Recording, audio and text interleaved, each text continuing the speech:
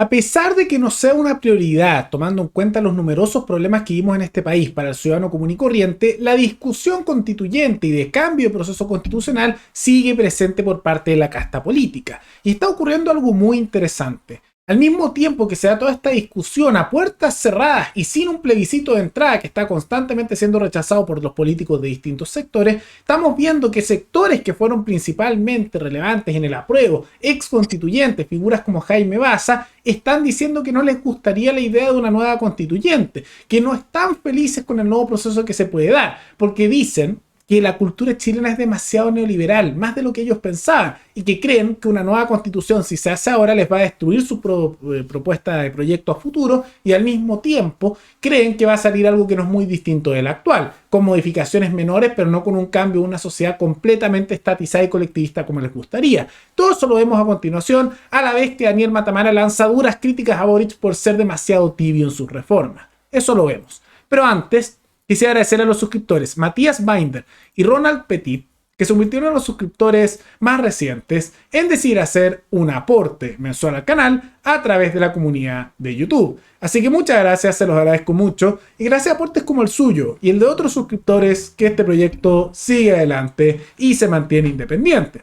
Así que si alguno de ustedes quiere hacer un aporte voluntario único por Flow, o por criptomonedas, o un aporte mensual por Patreon, o por la comunidad de YouTube, pueden decidir hacerlo mirando un comentario que se encuentra fijado abajo, y también pueden apoyar este programa comentando, dando like y compartiendo este video en sus redes sociales. ¿Qué es lo que hemos visto? Que Jaime Baza, que recordemos que fue vicepresidente de la Constituyente, fue una de las figuras que más apoyó el apruebo y también que más se burló del rechazo, incluso en algún momento en discusiones radiales. El día anterior del plebiscito llamó a los del rechazo los del retraso. Buena manera de referirse a 62% de la población chilena, ¿no? Sí, súper respetuoso, ¿no? Y dentro de eso, él fue una de las figuras que más impulsó el apruebo, que decía, no, vamos a ganar, va a arrasar el apruebo, etc. Y es interesante porque él ahora está rechazando la idea de un nuevo proceso constituyente. Ahora, ¿por qué es esto? No es por las mismas razones que lo rechazarían otras personas, sino que él no quiere que se haga ningún plebiscito de entrada, pero al mismo tiempo tampoco quiere que se haga un nuevo proceso constituyente. ¿Por qué? Porque de acuerdo a sus palabras, Chile es demasiado neoliberal, más de lo que ellos pensaban, y cree que es un problema como todavía ahí las personas tienen una visión neoliberal que valora, y cito, la autosuperación, el esfuerzo, la idea de que las personas puedan desarrollarse por su cuenta, como si eso fuera algo malo, como si fuera malo que las personas se superen, estén mejor, puedan adquirir lo suyo y que puedan tener éxito con su esfuerzo. Porque lo que él dice es que quiere una sociedad de derechos colectivos, en que hay que ser solidario. Pero tomando en cuenta lo que critica, lo que se da a entender es que quiere algo donde todo sea estatal, donde no hay una idea de que es bueno superarse uno mismo, sino como que es bueno que todo esté colectivo, manejado por políticos, y de esa manera ahí lo reparten, ¿no? Y que eso no está presente. Y que él cree que solo un tercio de la población tiene esa visión, que es una visión de izquierda radical, y que los otros 2 tercios no lo tienen. Un tercio dice que es de derecha y otro tercio es ese centrismo, pero un centrismo neoliberal. Curioso, ¿no? Y su argumento es que un nuevo proceso constituyente va a dejar algo exactamente igual a lo de ahora o con cambios pequeños, sin cambios estructurales. ¿Cuáles serían esos cambios pequeños según él? Alguna que otra empresa estatal, más o menos impuestos por aquí, reformas un poco más mixtas, pero que eso no es un cambio profundo. Ahora esos cambios igual son sumamente negativos, lo hemos estado analizando. Un ejemplo hoy es la reforma, que vamos a mencionar más adelante con la crítica de Matamala, que Boric hace a las pensiones, y que tiene elementos negativos, pero hay que tomar en cuenta que la visión es tan hacia la izquierda, es tan radical por parte de figuras como Jaime Baza y lo que fue el apruebo, que para ellos esos simplemente son cambios menores. Entonces lo que ellos querían era algo mucho más radical, como se vio en la propuesta constituyente, y por lo tanto no están felices con el proceso, y tienen razón cuando hacen la crítica a figuras como él, de que un nuevo proceso probablemente les quitaría el argumento de la constitución de Pinochet, que es un argumento que en todo caso, mientras más pasa el tiempo, menos se utiliza, y les quitaría justamente la posibilidad de usar eso como argumento para cambiar las leyes de fondo del país, ¿no? De todas maneras, esto se legitimaría mucho más si hubiera un plebiscito de entrada, pero eso no se quiere hacer. Porque al mismo tiempo que ocurre eso, Boric de todas maneras igual está empujando que se cambie la constitución en un proceso constituyente. Pero lo que están haciendo es tratar de hacerlo con ciertas reglas especiales para que puedan de todas maneras imponer su voluntad. ¿Qué es lo que ocurre? Por ejemplo, el nuevo proceso constituyente, la izquierda está impulsando que se haga con 2 tercios de quórum, igual como fue el proceso anterior. Ahora, ¿por qué esto es interesante? Porque había 2/3 de eso, porque la constitución actual en ese momento tenía un quórum de 2/3, pero hace poco se hizo una reforma para bajarlo a 4/7, las reformas de cualquier tipo. Algunos dirían, bueno, ahora debería lo mismo un nuevo proceso constituyente hacerse con el mismo quórum, pero la izquierda está intentando bloquear eso. ¿Por qué? Porque saben que en elecciones les iría horrible y puede que sacaran menos de 1/3, y si fuera 4/7, peor todavía. Entonces quieren mantener quórums altos. Al mismo tiempo se están empujando leyes de cuota dentro de un nuevo proceso constituyente que no se le consulta a la población y que se está negociando a puertas cerradas y rechazándose un plebiscito de entrada por parte de toda la casta política, desde la izquierda a la derecha, y quieren, por parte del gobierno, reservar puestos para indígenas y otros grupos minoritarios, con los cuales quieren colocar así, sin muchos votos, a personas que puedan defender sus ideas radicales, ¿no? Entonces esa es la discusión que se da, y es lamentable porque todo esto se está haciendo para hacer una cocina política sin el apoyo poblacional. Las encuestas han mostrado, aunque ya no lo están preguntando en las encuestas, que una mayoría ya no quiere un nuevo proceso constituyente. Pero todo esto no se legitima porque no hay un nuevo plebiscito de entrada. Debería haber un nuevo plebiscito de entrada. Y lo lamentable es que incluso en los medios de comunicación ya no se está hablando de esto. Como no se habla, los políticos aprovechan de hacer toda esta cocina política por detrás.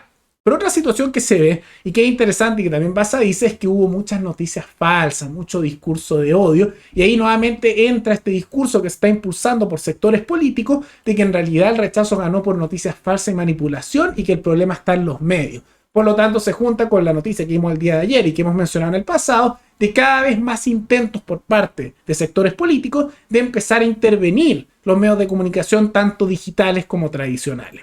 Pero una situación interesante también que estamos viendo es que el gobierno está también recibiendo muchas críticas por parte de sectores de la prensa. Algunos lo justifican, otros lo atacan. Y estas críticas son en gran medida por sectores que consideran que es tibio el gobierno. Dicen que no es suficiente. Y ahí está el ejemplo, por ejemplo, de Matamala.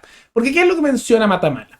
Que en realidad la reforma de Boric es maravillosa, que es buena, que hay que pagar más impuestos y el Estado tiene que intervenir más. Ustedes saben lo clásico de Matamala, empujando cada vez más intervención del Estado y más poder para los políticos y mostrándolo como algo bueno, a pesar de que eso fue rechazado en amplia medida por el plebiscito de salida. Pero él se molesta con Boric porque dice que la reforma es insuficiente, muy insuficiente, porque dice que la reforma no va lo suficientemente lejos, pero al mismo tiempo que esa reforma no se atreve a tocar a los militares dentro de dicha estructura y que por lo tanto son negativos. Y aunque Matamala está sumamente equivocado con respecto a impulsar, porque son medidas colectivistas que empeoran la vida de la población y son sumamente inmorales ese método de financiamiento e implementación, pero está muy equivocado en esa idea de que es bueno meter más al Estado y que a la población le controle más su dinero, lo manejen los políticos con sistemas estatales, muy negativo tanto a efectos sociológicos, culturales, como también a nivel morales y político. Lo que sí tiene razón es que Boric no se atrevió a tocar la estructura militar. ¿Y por qué es esto? Porque tal como menciona Matamala, el sistema de los militares está no junto a las FP como al resto de la población, sino que es un sistema de reparto subsidiado con los impuestos de toda la población chilena para pagar unas pensiones que son millonarias.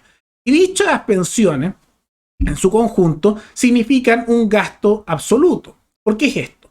Porque dentro de dichas pensiones se están pagando ya una cantidad brutal de dinero para las Fuerzas Armadas actuales. Y lo que se espera si se mantiene, y esto es muy responsable a nivel de dinero porque va a significar cada vez más costos para el ciudadano común y corriente, es una deuda millonaria que va a pagar el ciudadano común y corriente. ¿Por qué es esto?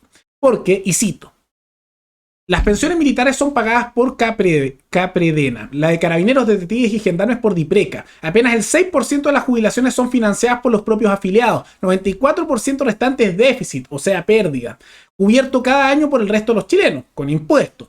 En 2020 el Estado destinó el 0,95% del Producto Interno Bruto a financiar las jubilaciones de cerca de 175.000 pensionados militares. Para el 1.700.000 civiles que reciben el pidazo diario, repartió el 1,24%. Un militar pensionado recibe los mismos recursos en solidaridad estatal que 7 a 8 civiles juntos en su pensión.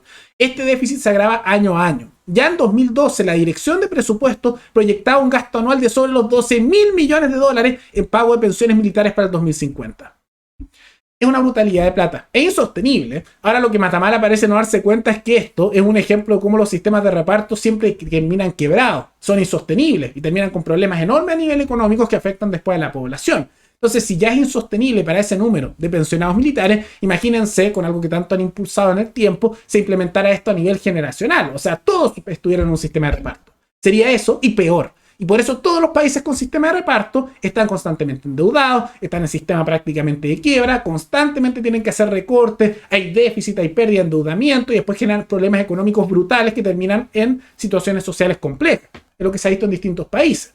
Y tenemos el buen ejemplo, un mal ejemplo dirían algunos, argentino al otro lado de la cordillera, que muestra el problema sistemático que se da asociado a eso, ¿no? De todas maneras, a pesar de ser una reforma negativa, como no es tan radical como los que querían expropiar todos los sistemas de pensiones, estatizar por completo, y un sistema de estatización parcial de intervención estatal a medias, y por lo tanto una reforma al estilo Bachelet, tiene igual un apoyo poblacional no menor, aunque siguen siendo más los que la rechazan que los que la apoyan.